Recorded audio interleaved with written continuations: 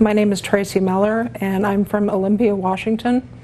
I live with bipolar disorder, post-traumatic stress disorder, panic disorder, and social phobia. So I've got a lot going on in any given day. The first time I had an episode, I was 20 years old. I was a transfer student to the University of California at Davis.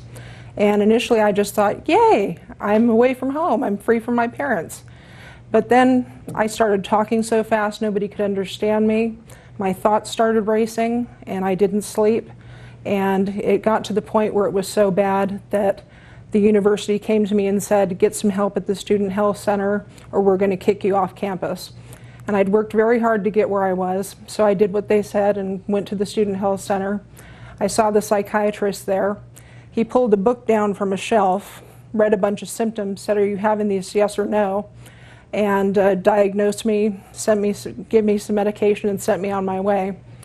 And I was having some side effects from the medication. I tried to tell the doctor, in my opinion, I didn't feel he was listening to me.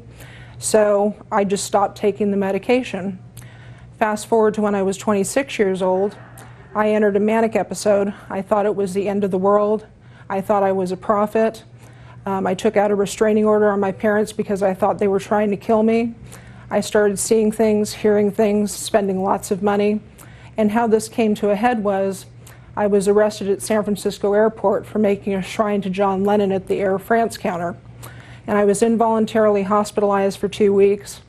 In the hospital I was sedated so much to the point where I couldn't get out of my bed and I was drooling.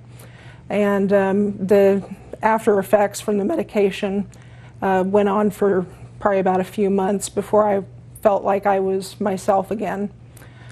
And the last episode I had, I was 33. I was going through a divorce. I lost my job.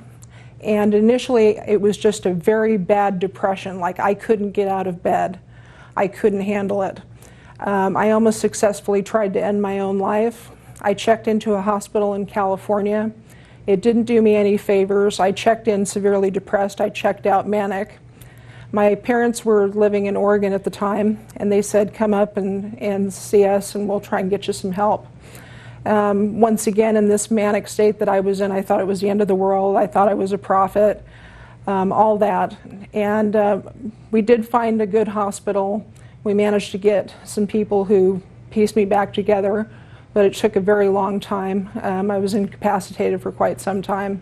And I should mention on both the manic episodes when I was 26 and I was 33, I had to go bankrupt because I was tens of thousands of dollars in debt. When I'm manic, I like to spend a lot of money.